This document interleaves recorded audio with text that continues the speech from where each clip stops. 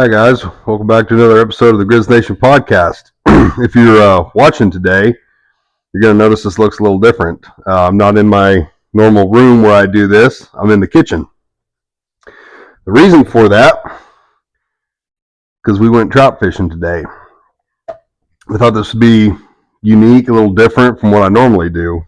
Going to kind of show you how I clean them and kind of prep them for when I go to cook them, whether I grill them or fry them. Last time I fried them, I think I'm going to do that again. But I actually almost brought my phone and like my stand and everything and filmed while we were fishing, which let me know if you'd be interested in that. Of course, I would talk like while I'm fishing, and hopefully you would obviously get to see me catch a couple and stuff. So I almost did it. I was running a little late, so I was like, maybe next time, but I'll get the people's opinion, see if you guys think that'd be cool. People who know me personally know that I like to fish and hunt. I like outdoor stuff. I mean, I'm the kind of person, I like hunting, fishing. I like video games. Chilling at the house. Like I like a little bit of both. Best of both worlds. My bad. So maybe next time when I decide to go fishing, I'll take you guys along. That might be cool. But we're going to start with how to clean the trout. Now, I'm going to start off by saying I don't claim to be a professional. I just know the way I was told and taught how to do it, and that's just how I'm going to do it. So hopefully this camera will let me adjust the camera real quick. Of course, I've already touched the fish, so now my hands are nice and dirty. Get this a little bit lower here. Hopefully this one's a good listen for those who just listen and don't watch, but if you want to watch instead, that would be cool. You guys will kind of get to see how I like to do everything. So here's your trout. This is, for where I go, Roaring River, this is, I would say this is about average. Nothing special. Maybe a little bit bigger than average. Just kind of your typical trout. That's the biggest one I caught today. Just kind of a comparison. That's the smallest one I caught today, which is, I would say that's a little bit below average. Here we'll do a kind of a side by side, and you can see the size different. And honestly, these small ones, I mean, a lot of the times they put up a better fight than the big ones, but they all eat the same in my opinion. So what we're going to start with is just simply cutting the head off. Now, what I did not do before, because I forgot, was to sharpen this, but this is normally a pretty good knife, so you want to get you a nice sharp knife and just cut that head straight off. Now, if you got like dogs or something, I toss this straight to them. They're gonna love these things. Yeah, just cut that head right off. Hopefully I don't drop anything on the countertop. And then from here, once you've got that head cut off, I like to go right down the belly, all the way back to, I want to call this a fin. I don't know if that's the actual term, but all the way back to this little fin back here. Just slice all the way back to it.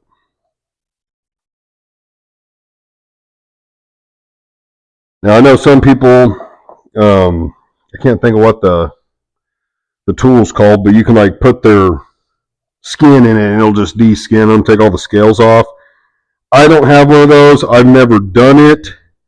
Honestly, I've always just left the skin on and cooked them whole. Last time I deep fried them with the skin on, it was really good. I don't eat the skin. I just kind of peel all the meat off of it. But if you know how to do that or have the tool or the knowledge, by all means, go ahead. But then you're just going to start ripping out all these guts. Get that all nice and ripped out. Some more sinewy type stuff in here. Now, all of this, I think it's spinal fluid. I believe that's what I've always been told it is. You just got to kind of get your finger back here. I normally use my thumb. You start in the very back and you'll just push it all out. I don't know if I can get I don't know if you can really see that from here, but you just run your finger down the back, get all that out. You just sit there and pull what you can. Get all that nasty stuff out. Sometimes I leave the tail on. It really depends. I guess, well, I don't know what it depends on. Sometimes I do and sometimes I don't.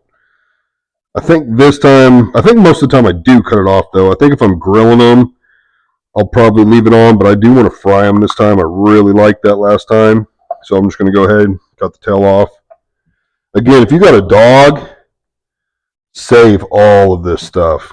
He'll just eat it up. Now, what I'll do at the end, once I have all these clean just like this one, we'll turn the water on and we'll just give them a real good rinse. You want to make sure, you see how there's still some of that black stuff in there and just kind of blood and all that stuff. You'll just want to get them nice and washed off, wash the outside off, try and get that fishy resin. Well, you can kind of see it right there probably, just that sticky stuff, whatever's all over them, just get all that off. So that was the big one. Here, we'll do the little one next. I mean, it's all the same. All the same. The only difference is when you get a female, she'll have eggs in them. Which, if anyone knows, comment on the video. I want to say sturgeon is the fish we use for caviar. I think it's sturgeon. But if anyone's tried a different kind of fish, caviar, like I don't know if it's as good. I've never had caviar. I bet I would like it. It's hard to say. I mean, I don't know what you would compare it to. I like sushi. I like sashimi, but it being an egg, I don't know if that would even be a close comparison. Never had it, but I bet I'd like it. Again, cut the head off, cut the tail off, get as much of that out as we can, and then whatever we can't get out, we will save for the water. And yeah, guys, seriously, let me know if you think taking you on some outdoor stuff would be fun. It would definitely be more for the viewer than the listener. I mean, obviously I could talk and explain what I'm doing, and you'd hear the excitement when you get a fish on and the disappointment when one gets off, but I thought it'd be kind of cool to bring my camera and set it up. I just didn't this time. But, I mean, I could do that for other things too, like when I go deer hunting, bring my camera, and obviously getting one on camera would be really cool and ideal, but even if not, just to kind of see what it's like to be in a stand or a blind and hear the birds and the squirrels, and that is my favorite time of the year. Fall, I love the fall. I love fall and winter because it's cooler. I hate the heat. Even though I have a motorcycle and like riding, I hate being in the heat. So I love the cold weather. I love Halloween. I love when the trees change colors, but deer season is oh man, it is my favorite time. If you've never been hunting, you should definitely go. I mean, there's deer hunting, turkey. I mean, of course, you can do small game like rabbit and squirrel and stuff, but as far as for big game around here, oh man, it is my favorite thing ever. Even the days where you don't get or see anything, it's a little disappointing to definitely not at least see something, but just to be out there and get to, see the squirrels jumping around and the birds, and just, I don't know, there's something special about it. Hear all that stuff squeezing out of the fish. My favorite hunting memory, I want to say this was probably, this would have been pre-COVID. So this was probably 2018. I think it was 2018, 18 or 19. Went hunting and got in the stand before dark, or at dark, before light, and it had just started to rain a little, barely misting, and the temperature was dropping, and that barely misting turned to just a real light snow. And then actually, if I'll find the picture. I'll try and post that picture. Let's see, we're at minute 10. I'll try and post the pictures. I took progression pictures of me sitting out there. And once it was really light enough to get my phone out, I think you could maybe tell in the first picture like it was starting to snow. And then within like 2 or 3 hours, it was like a total blizzard. I mean, heavy snow coming down. The ground was totally covered. And I got to sit from minute one, from it just being a light mist or a drizzle to this heavy snow, and literally watch it over like 2 or 3 hours go from nothing on the ground to totally covered in like a blizzard. It was very cool to see. I don't know what the trout rules are state to state. Missouri, your limit is 4. Typically, when Dad and I go, most of the time we'll just put all of ours together and make one meal out of it. He kept his this time. I don't know what he plans on doing with his, but so that leaves 4. I would say 4 average size of these. You could feed, one fish per person. So maybe if they're this size, the smaller one, I could probably damn near eat 2 of these. The big one for sure per person. So 4 of them can feed 2 to 4 people, depending on the size and everything. But if Maddie's eating them, she'd probably need 3 or 4 herself. But she's just a big girl. But so yeah, now's the water part. I don't know if I really want to do. I don't know how the water's going to sound. We're going to send it. If it don't sound good, I'll edit it out. I'll try and keep it nice and low. Oh gosh. Yeah, I would say trout fishing is probably my favorite. With catfishing probably being my second favorite. Trout fishing to me is just, it seems like it takes a little more skill, more patience. Trout just don't really hit something hard and just like instantly swallow it, and you've even if you don't get a good set, like they've swallowed it so deep, you're okay. Trout a lot of the times will kind of hit it and leave, and so there's times where you'll feel them hit, and it's like with maybe bass fishing or crappie fishing, it's like they hit it and they're on good. Well, when a trout sometimes hit it, they might literally just hit it and spit it out real quick just to kind of, see what it is, see what it maybe tastes like, see if they like it. Maybe they're trying to kill it, but they don't always hit. So there's certain times where on a good day when the water's nice and clear and you can actually see them approaching, you can set it. This is where the skill comes in. You will set the hook as they're going, like as they're biting down, you're setting the hook. Because like I said, they don't always just bite and take it. Sometimes they'll bite and kind of spit it back out. Well, if they spit it out and you didn't set the hook in time, of course, you didn't get the fish. That's where when, like, if the water's choppy on top, like from the wind and it's kind of rolling, and you can't see, or maybe the water's really dirty and you can't see, or maybe you didn't bring your polarized lenses, that's when it can be tougher. I noticed today's fishing wasn't bad. We caught our limit in just over 2 hours. We've done better and we've done a hell of a lot worse. As far as fish getting off, I had 0 fish that I had fully on get off. I did have probably 2, 3. I bet I had probably 3 where they hit it and I didn't set it in time. Most of the reason was today I just couldn't see. It was still so early. It was a little too early for sunglasses. And my sunglasses are prescription.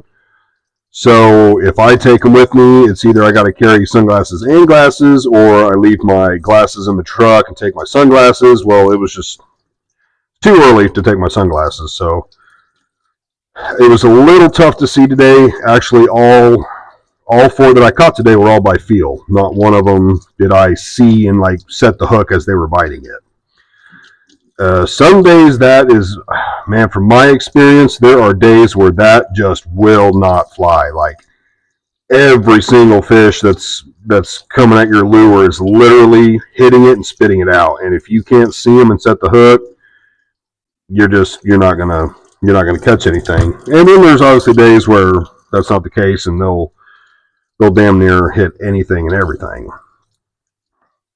Now, for anyone that goes to Roaring River, who knows the park and how everything works, there's like I think there's 4 different zones. Zone 1 is artificial, which I think is like those round bait things. I don't know what else would be considered artificial up there. I don't fish up there hardly ever. I don't fish artificial anymore. I haven't fished artificial since I was a kid. The only thing I fish with now are flies.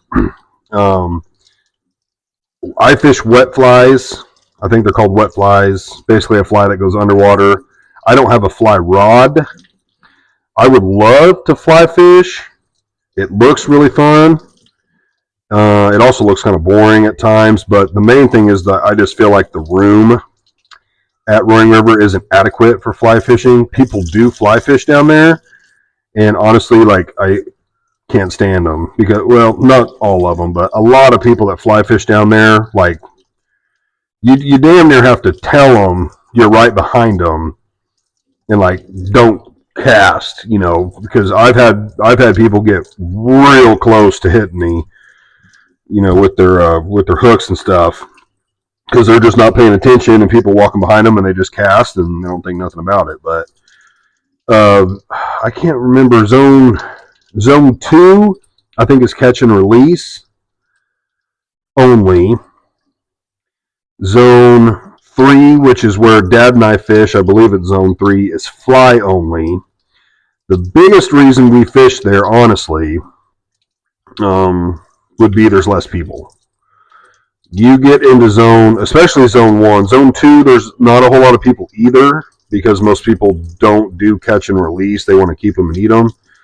But I've been to zone 2. Honestly, zone 2, it just seems like there's a lack of fish, honestly. But yeah, zone 3, the fly only area, there just seems to be less people.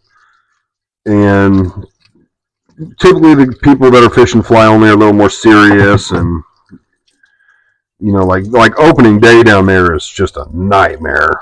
There's so many people, and you're getting people crossing your line and getting snagged on each other. And opening day is, we actually went, I think, last year. Hadn't been in years, and the only reason we even went was pretty much nostalgia, just to go on opening day. We hadn't been in so long, and I just thought it sounded cool and fun, and we did have a good time. It's not like we didn't have a good time, but we didn't go to zone 1, I'll tell you that. Zone 1, even on a normal day, has more people in it, but on opening day, it's a total madhouse. I remember the last time I fished opening day zone 1, I was probably 14 or 15. Me and a couple buddies and my dad went, and really in the fly area, you can only be on like one side of the bank. You can't like cross the river. Well, in zone 1 you can, and so basically it's just people throwing at each other, and it's a total nightmare.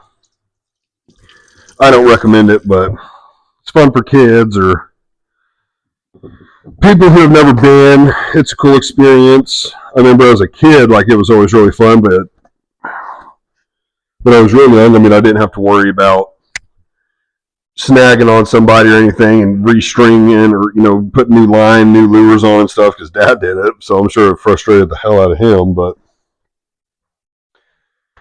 okay, now it's time to figure out how do I want to season these bad boys.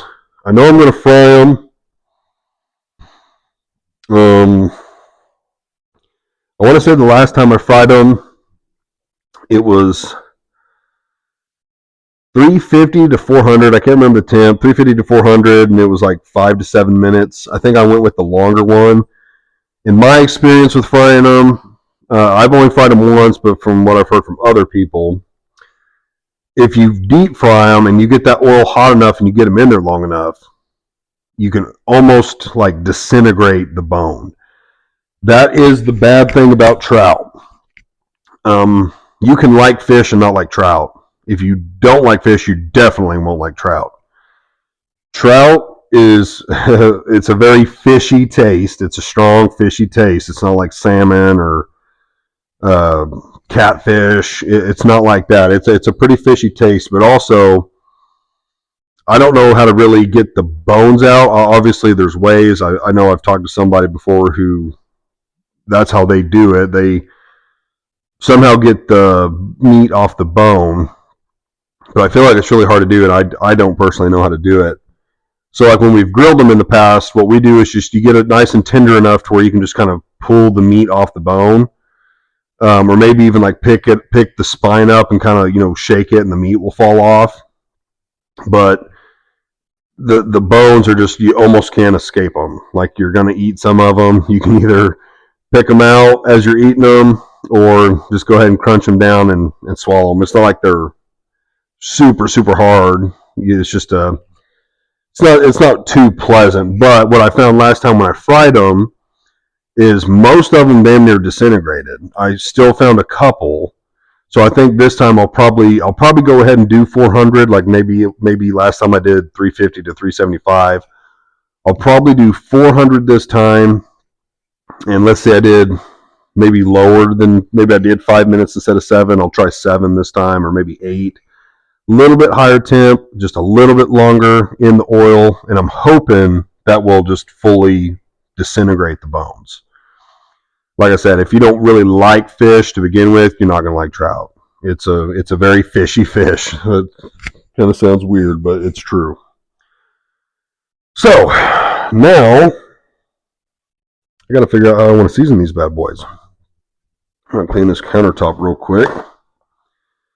What I did last time was I let them marinate for probably at least 12 hours. I would have done 24 actually. I just let them marinate. I'm going to check my pantry, see what I've got here.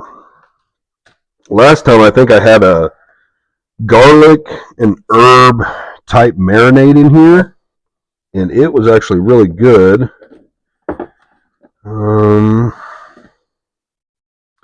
We're seeing a lot of barbecue sauce. The old lady is obsessed with barbecue sauce. I wonder how barbecue sauce would go. I have so much of it, I'm tempted to use it. I don't know if that'd be weird. And I can really do whatever the hell I want, but oh my gosh. If it's not Caesar salad dressing, it's barbecue sauce in here. What's this? No, it's Worcestershire sauce. You know what? I think we're gonna send a barbecue. That might be weird. I don't know. You guys might think that's weird as shit. But I don't have anything else. Not that I'm seeing, at least. So we're gonna do barbecue. Okay. Now, when I grill them, I don't really marinate them in anything except butter. What I'll do when I grill them, I'll put them in tin foil, a ton of butter, an unhealthy amount of butter. Like literally for 4 fish, I personally would probably do At least 2 sticks of butter, because I'm going to want like the skin to be cooking in the butter. I'm going to want to put butter inside and let it kind of seep into the meat. So I'm thinking for 4 fish, yeah, at least 2. I'd have to just kind of eyeball it and see. 2 sticks of butter, enough to get a nice buttery sauce on the outside for them to kind of sit in, and then enough to really pack inside each body of the fish and let that butter seep into. With this, I think I'm just going to probably hit them with some seasonings, and then just dump the barbecue on them and let them sit. I don't know. Really don't know how this is going to taste. Never done barbecue. We'll just hit them. We'll keep it simple. Salt, pepper, some garlic. We'll keep it simple because the barbecue is going to do, I think, a lot of the work. This bad boy open. Yeah, let me know in the comments what you guys think about this, because I mean, I could do this with deer too. Like come deer season, I could kind of show you how we process them and everything. I don't always process my own. Kind of depends what I want. If I want just ground, I'll do it myself. If I want to do jerky, I'll do it myself. The thing I mainly take them in for would be summer sausage, because I like getting the cheese summer sausage. Like that's really good. So I'm going to tilt the camera up a little bit now. Yeah, other than that, I do it mostly myself, and hell, I'm sure I could definitely be better at it. I don't know if how I do it is the correct way or not. I just kind of do it how I've seen other people do it, or how I think it should be done. Let's see. I want to get my pepper shaker out instead of this twist one. One of my hands is going to be fishy. All these opened up here. Now, see how good of a job. That's pretty good. You could get a little more clean if you wanted to. I didn't want to run the water super.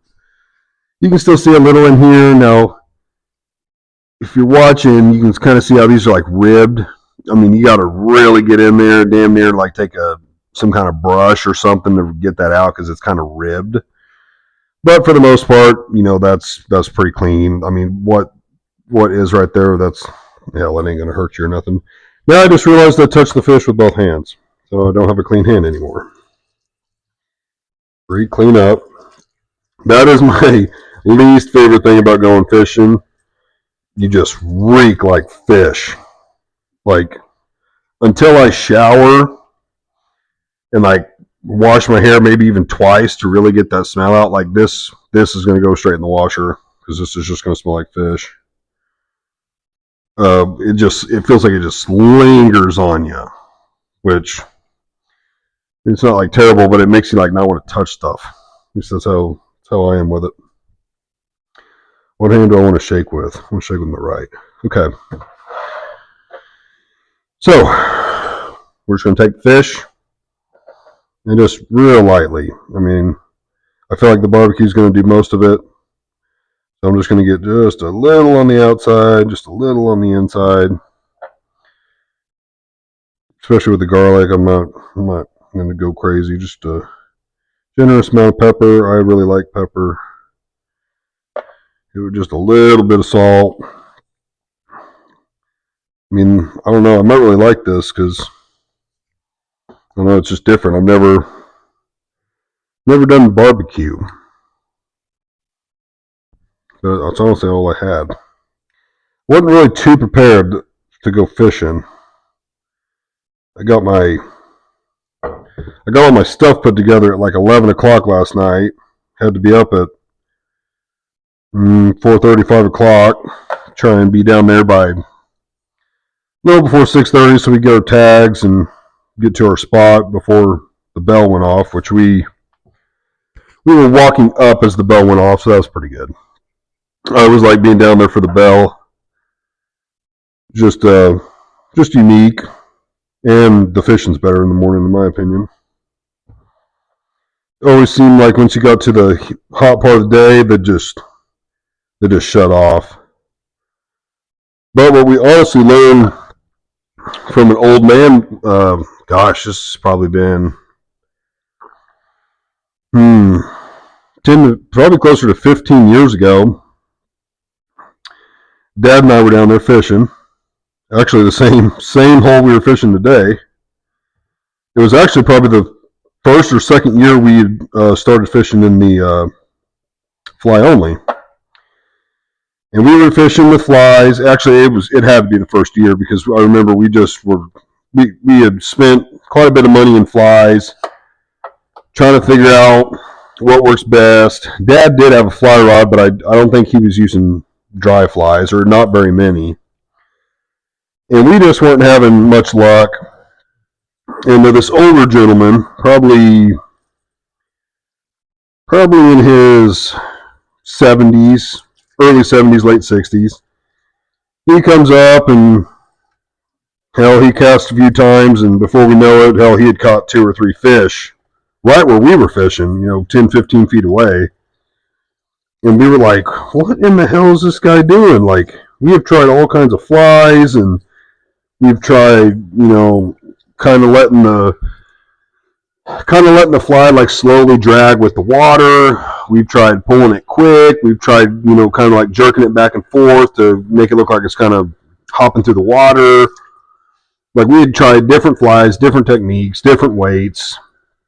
We're having no luck.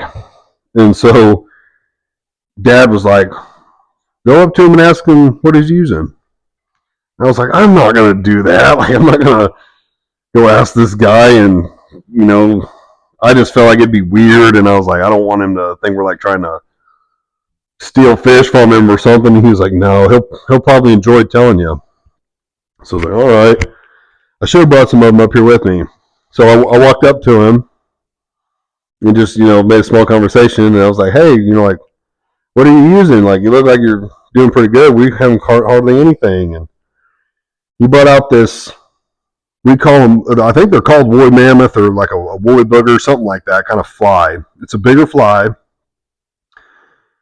The best luck we have with them, and that's what he told us, and that's the main color we use too, it's a green fly, probably anywhere from that big to that big. I've got some that are like that. They're not as good, but somewhere about that big.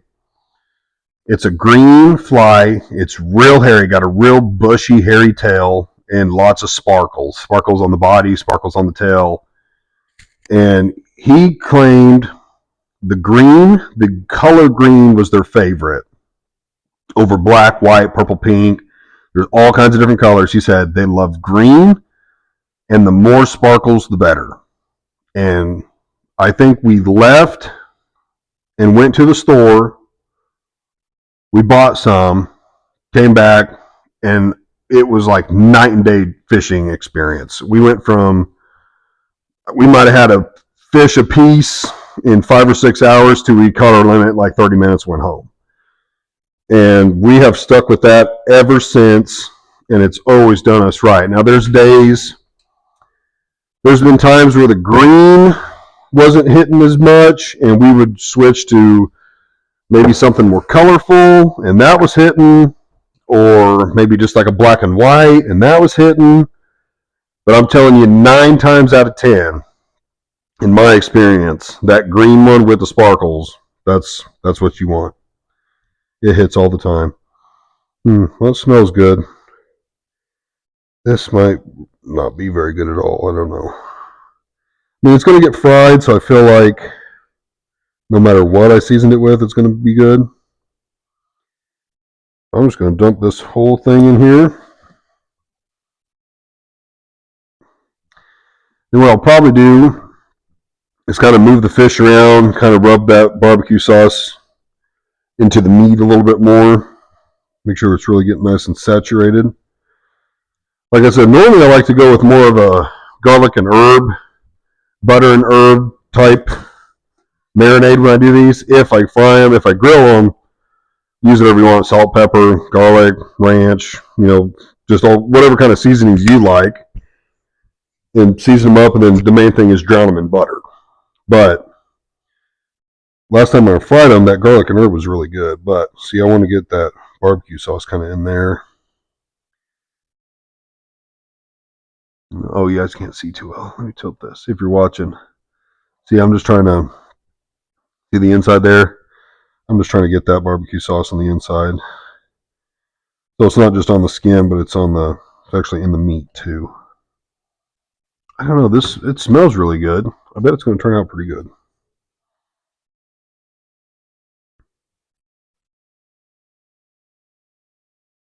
Yeah, that looks great.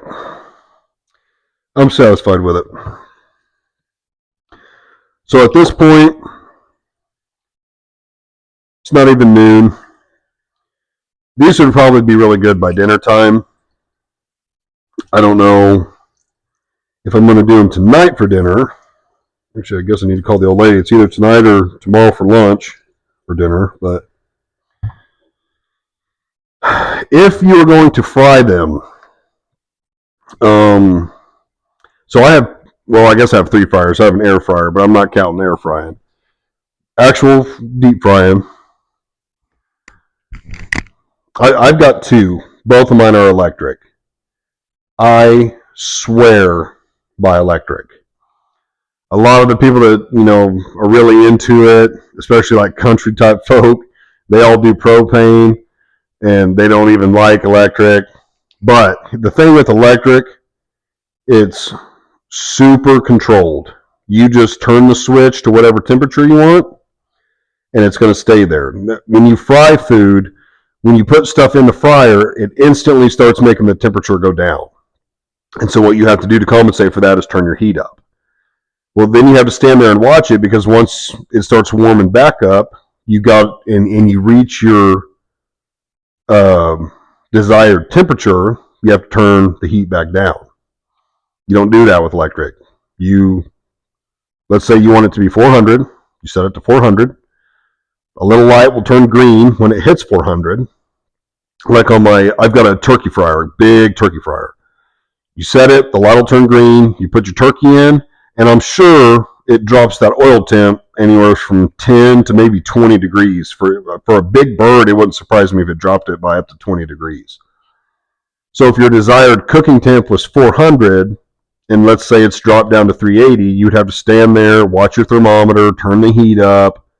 Once it gets back to 400, turn it down. Then you'd have to stand there a little longer to make sure you didn't turn the heat too low, and then it starts creeping back down. Or you left your heat too high and it still is creeping up. With electric, it's going to hold it at 400. So even if it tanks, it'll bring it back up to 400, and then it'll sit there and go up and down, whatever it needs to do to maintain 400. So for one, it's what you have to mess with it way less. The con for electric is you have to have electric, obviously. You can't be out in the woods or something, or maybe I don't know. We definitely have fried stuff or had the fryers going in places where maybe electric was kind of far away, like you're way out in a barn that has no power or something. But besides that really being the only downfall, it's only pros in my opinion. Where I was kind of going with that as far as fish, I have a second fryer that's an inside fryer, also electric, and it's meant for stuff like, corn dogs, mozzarella sticks, fries, stuff like that. But it's got a basket it's longer than one of these fish. I could fit 2 of these fish in it at a time. My house, let's see if I can, I guess I can kind of show you. So my stove, see, I gotta see too. Here's my stove. Well, I have like an actual vented hood, a hood top, and that hood top is not the kind like your microwave. If you got a microwave above your stove, basically it's taking that air, filtering it, and then shooting it back out the top into your home. This actually goes, well, here I'll point it up the ceiling. This actually goes through the ceiling and takes outside.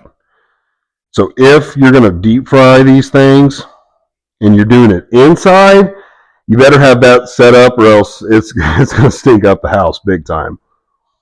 The first time I fried them, I told Maddie I was going to do it in the house, and she was like, absolutely not. That's going to stink up the house. And I was like, no, well, you're right. If we didn't have this vented hood, and I turned it on high, the highest setting, which it's pretty loud. Like, it's definitely sucking some air. And I just set the fryer right underneath it, and you had no idea I was frying fish in here. None. It took all that smell right out. So if you have that, you'd be okay to fry them in the house. If you don't, you better take them outside because it'll be a pretty strong smell. But I think at this point, I think we have lids for these pans.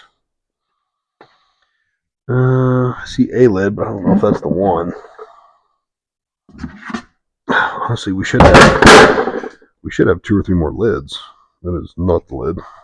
I'll just saran wrap them. Do it the old-fashioned way. Yeah, really, I feel like anything that I'm going to marinate, like me personally, minimum 12 hours. I would always try and shoot more for 12, but even this, damn it, I should have went long ways. Like when I call Maddie and she's like, no, fish sounds good for tonight, it's going to be fine. Let's still give it a good 6 hours to sit in this marinade and get nice and seasoned.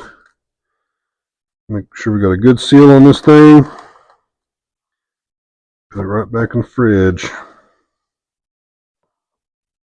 Here we go.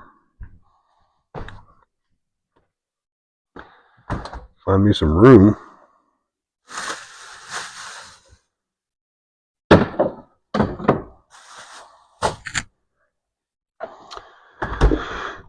So, that's how I do my fish. Like I said, now I've got a sink full of guts and fish heads, and I'll go toss that out to the dog. He should love that. He's never had them before, but he'll probably love them. But if you guys did enjoy that, let me know, because like I said, I really wanted to take my camera stand and stuff and go film fishing. And like I said, we caught it in just over 2 hours. So by the time I would have edited it down a little bit, it would have been like a 2 hour long pod. I mean, sometimes it could be longer. I could also edit out some of the boring stuff, but I almost did it. I thought it'd be a really cool idea. If you guys think that would be something that you'd be interested in, let me know, and next time I'll take you. I don't know if it would be as fun to listen to. I could, obviously talk, and Dad and I could both talk. If you're watching, I've got these new mics. Hopefully it sounds pretty good. I'm not too sure how the sound quality is, but I got these mics for things like that, where I wouldn't have to take my nice mics. Obviously, I couldn't really take them down there. But if I'm, like what I'm saying, going fishing, going hunting. Of course, hunting would be a little difficult. It would definitely be more for the viewing. I wouldn't be able to talk much, or at least not very loud while I'm hunting. But I don't know. I feel like for someone who's never gone hunting, it would be kind of a cool experience just to see. I mean, there's times you go, and it's the same with fishing. There's times you go, and it's just not very good. Either the fish aren't biting, or they keep getting off, or you keep getting snagged on stuff, or maybe you've had to retie 3 or 4 flies because somehow they keep slipping off, and it's probably your tie more than anything. It just depends. Normally, what I feel like, every time we go trout fishing, I lose the first fish, almost every time. Here lately, I feel like it's been because I've got a new reel, and I don't really like its drag, the way the drag is set up on it. It feels like it's one click too far, it's just way too much. One click not enough, it's just not even close to enough. So it's really hard to kind of get a feel for it. I've got a feel for it now. But, I mean, when I was first using it, every first fish would get off because I wouldn't have it set up properly. even if I maybe didn't even mess with it from the time before. I don't know if transporting it, the roll thing got hit or something, but that didn't happen today. First fish was a success. Like I said, I never even had one get off fully. I had a couple I just missed. I didn't set the hook in time, but other than that, it was a pretty good day. But yeah, I don't think I've shown a lot of the more outdoorsy side. So, I mean, you guys just see me sitting in a room, or I don't know. You've heard partying stories, tattoo stories. Like a lot of your typical country people aren't like talking about tattoos and stuff. So I've got different things to offer, different interests.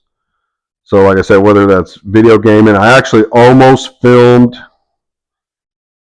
me gaming a little, but I didn't know how that would go. That's more of a streaming thing. I'm not really set up to stream. And I don't even know if I would want to do it still. I just kind of had the idea for a minute, but I don't know how it would look. Hopefully this looked okay. I just literally set this up in the kitchen and was like, I'll just film me cleaning fish. So yeah, you guys let me know if you want to see more stuff like this. And if you are just a listener and it wasn't as good of a listen, let me know. Maybe that'll change my mind, or maybe I'll just kind of say at the beginning of the video, this is going to be more of a visual podcast than a listening podcast. I don't really know how many people watch versus listen. I feel like more people listen. But even then, it might have been okay. So thought I'd give it a try, see how it would turn out. Hopefully it turned out good. So everyone, thanks for watching or listening. As always, like, share, and subscribe. It really helps a lot. I have over 400 followers on Facebook. But yet on YouTube, I only have like a little over 50 subscribers. So that tells me I've got people following and people are watching, at least kind of watching my social media, and they're hearing, but we don't have as many people who are doing that actually watching or subscribing. So if you follow on Facebook or Instagram, I've got an Instagram too. Go to YouTube, go to Spotify, hit subscribe, and it just helps the channel. It helps the channel grow, slowly getting subscribers, views, all that just helps me, slowly grow the channel. So I don't know where it's going to go. It might be small forever. You never know. I could be the next Joe Rogan, but as Dad says. But yeah, seriously, go like, share, subscribe. Let me know in the comments. Start engaging in the comments more if you don't mind. Let me know what's good and what's bad. I've said that from day one, but for real, was this enjoyable to listen to, enjoyable to watch? Let me know if I'm doing things that you think look wrong, or maybe you have a way that you do it that, it would be better or easier, or you just want to let me know how you do it. That's cool too. But yeah, let me know if you like this kind of stuff, because, I could take you fishing next time. I could take you guys hunting. I don't know. That would be a little different. I could set up, when we go to process the deer and everything. So I think those are some cool ideas, but let me know in the comments what you think, and we'll catch you guys in the next one. See ya.